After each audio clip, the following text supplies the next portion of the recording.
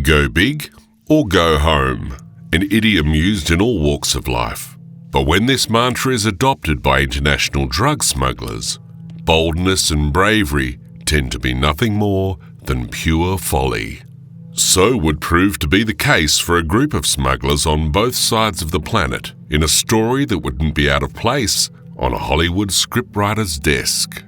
A calamitous pocket dial, 2 shipwrecked yachts, an agitated seal, and a purported billion-dollar drug recovery comprising 380 kilograms of cocaine, 344 kilograms of MDMA, and 171 kilograms of ice. The Abrolhos Islands, a chain of uninhabited isles and coral reefs with notoriously shallow waters, have for generations, since the Portuguese sailors first claimed the territory, been voyaged with caution by even the most experienced of mariners.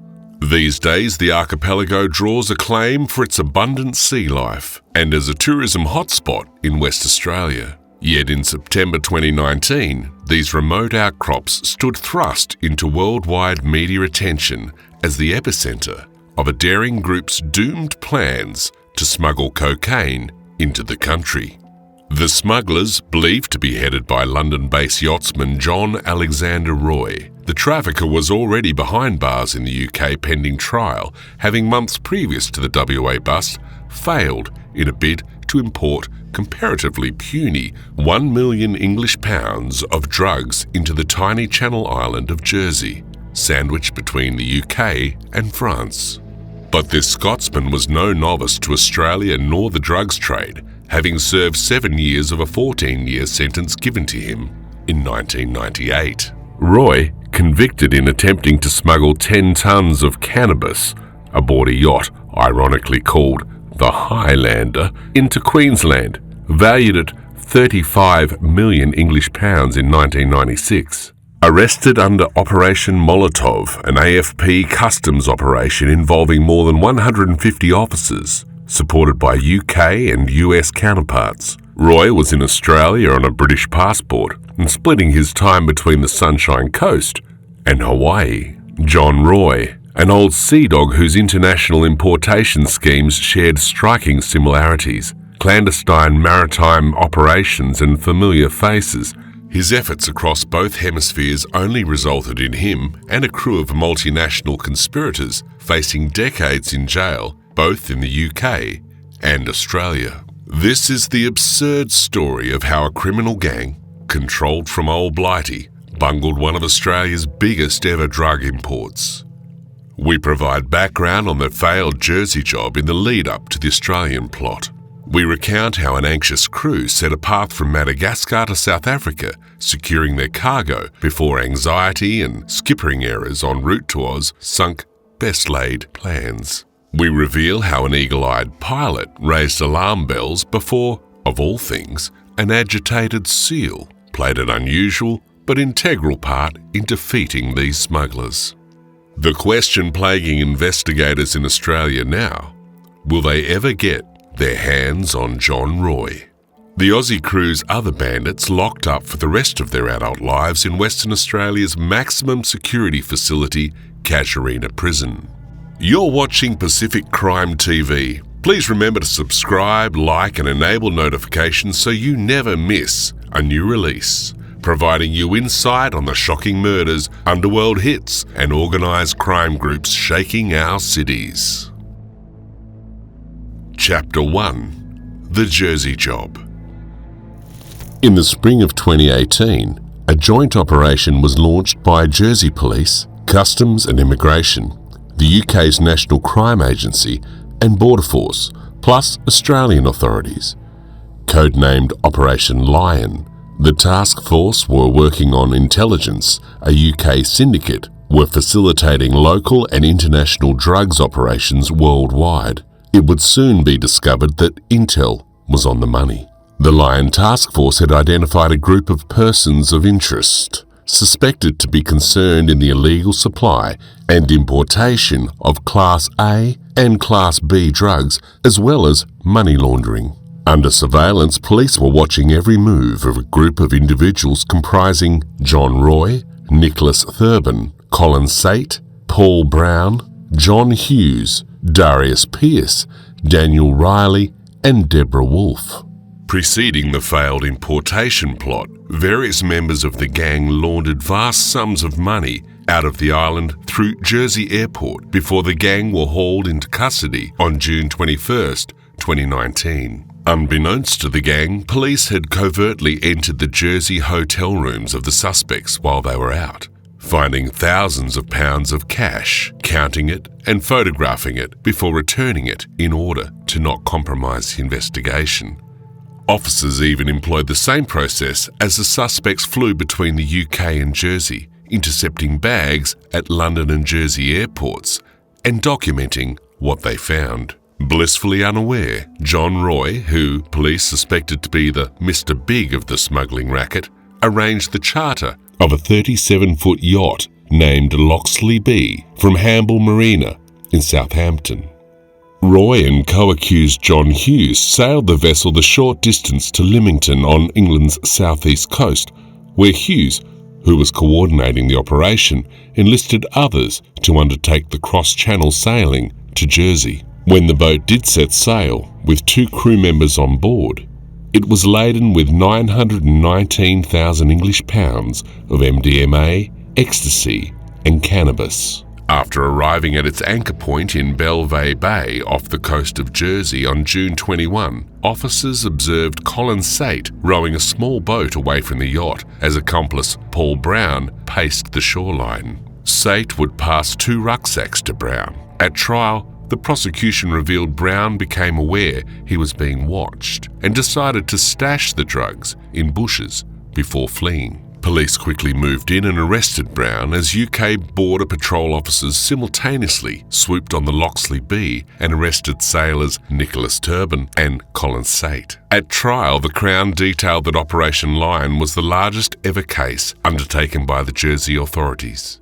It involved examination of data from 136 mobile phones, over 55,000 lines of data, and 26,000 telephone calls and text messages analysed. Over 100 physical exhibits were seized and examined by officers with a record amount of resources assigned to the case. At sentencing on September 23, 2020, John Hughes, the coordinator of the scheme, received 14 years and 3 months for his controlling role in the enterprise. Sailor Nicholas Thurban, arrested on board, received 13 years and 6 months for his role in the scheme. He had previous convictions for trafficking, having served time in a French jail for smuggling cannabis from the UK to France in 2015. Fellow crewman Colin Sate was sentenced to 12 years. Daniel Riley, the gang's local street supplier in Jersey, received 8 years and 6 months, with evidence from his mobile phone providing how and to whom the drugs were due to be distributed locally. Deborah Wolfe, an associate of John Hughes, received 2 years imprisonment for money laundering. Respected local businessman and jeweller Darius Pearce was also sentenced to 7 years, 6 months after being found guilty of money laundering. Pearce's role in the scheme concerned accepting cash of unknown origins from members of the group before buying gold bullion in London, which was later collected and sold for cash by the group, cleansing their illegal profits. Another man, Scott Felix Jones, who police believed was complicit in the smuggling attempt and money laundering, evaded trial due to lack of evidence. But more on Mr. Jones later.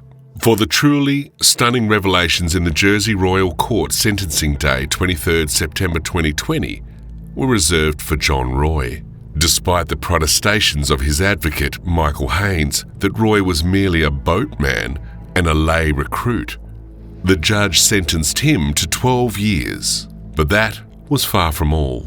For a £1 million recovery of Class A pills destined for a small island population of a little over 100,000 was big news.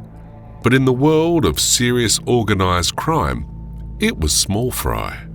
Until, as sentencing passed, reporting restrictions on Roy and the others eased, and court officials announced he was wanted by officers in Western Australia in connection to a $1 billion botched plot to smuggle over a ton of ecstasy, cocaine and methamphetamine into the country. In a media release, WA Police Commissioner Cole Blanche revealed preparations were underway to extradite Roy, commenting, "We've already sent Western Australian officers over to Jersey and the UK, and that's our intent. We're working with the Attorney General, the Commonwealth and WA, and paperwork is going through, so we can extradite." John Roy, now a wanted man in the Southern Hemisphere as he and his accomplices whiled away the days in Jersey's only prison, Her Majesty's Prison, Lamoy. The debacle that unfolded off the planned arrival destination of Geraldton, providing AFP and WA officials with credible evidence that Roy was orchestrator in a scheme infinitely larger than what he stood locked up for in the UK. Chapter 2. Ships Ahoy. As the great Roman orator Cicero perfectly put it, any man can make mistakes, but only an idiot persists in his error. Welshman Scott Felix Jones, an electrician turned associate of Roy, nicknamed Knuckles, was just that. Jones had laundered money for Roy in the UK, with Jersey police finding £12,000 in cash in plastic bags during searches of his hotel during Operation Lion surveillance in April 2019. Jones, who lived in Thailand, frequented Roxanne's, a no-frills but cheap and cheerful bar on the Phuket island of Rawai. It was from this watering hole that the cronies hatched plans to sail their illicit cargoes to Oz. Making up the gang were fellow Brit carpenter Graham Palmer, an American exile, Jason Lassiter, whose wife Anida run the bar, plus Australian hotelier Angus Jackson, and former Ibiza DJ Antoine Decenta. Roxanne's was also a hangout of John Roy. All in, the men's friendships dated back to 2015. Roy would coordinate the voyage from the UK, while Graham Palmer and the boat's skipper Antoine Decenta navigated the 58-foot high-performance yacht Zero on its treacherous 8,000-kilometre, 6-week crossing. That chartered yacht carried a guide price north of 300,000 English pounds and was procured in Madagascar by John Roy. Its destination, Richards Bay, South Africa. The high seas along South Africa's coastline are a long-favoured destination to do business by drug traffickers. Commonplace ship-to-ship transfers occurring at rendezvous points, as speedboats and fishing boats are used to load and off-take drugs. The Zero's crew bound for Geraldton doing exactly that, as they rendezvoused with an unidentified vessel off the KwaZulu-Natal coastline on July 27th. But Palmer and Decenta fumed as they lumped the mammoth cargo aboard. 380 kilograms of cocaine, 344 kilograms of MDMA, and 171 kilograms of methamphetamine. In audio played as evidence at the pair's later Supreme Court sentencing, the prosecution case recounted what they observed as the worst butt dial in history. Investigators revealed that Decenta accidentally recorded a voice note, lasting several minutes, where, between the sound of muffled thuds and colourful language, the pair discussed the volume of drugs taken aboard, commenting, "More than a ton in there, mate."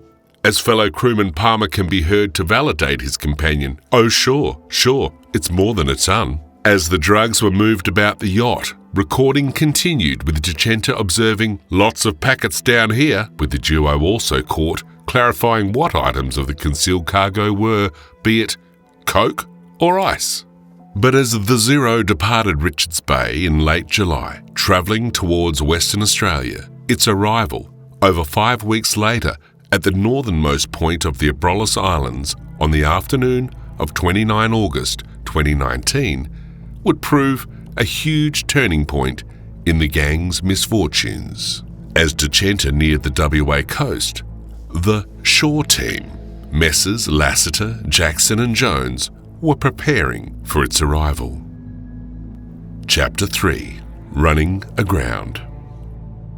That trio began searching for a boat to carry them from the WA shoreline out to meet the yacht.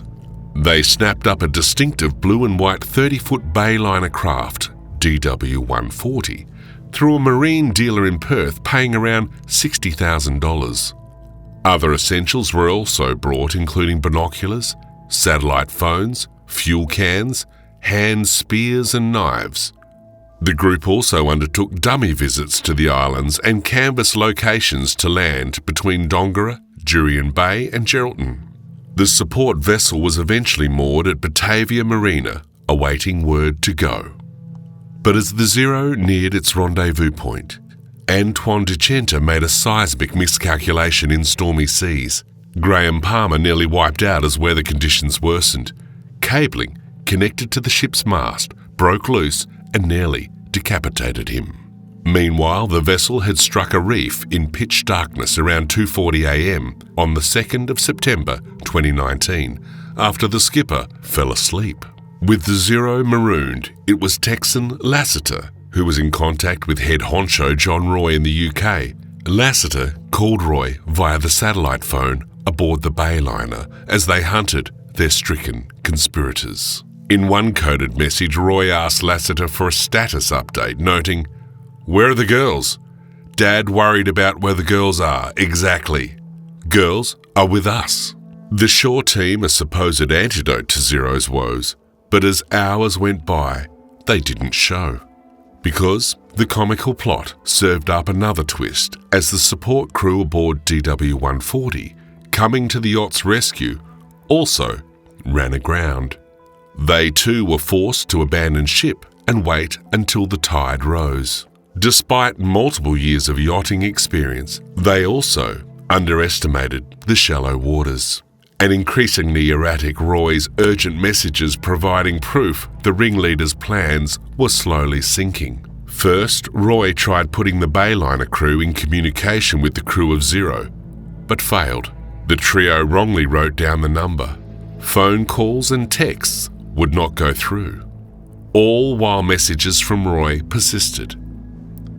"Go to that exact place, at that landmark."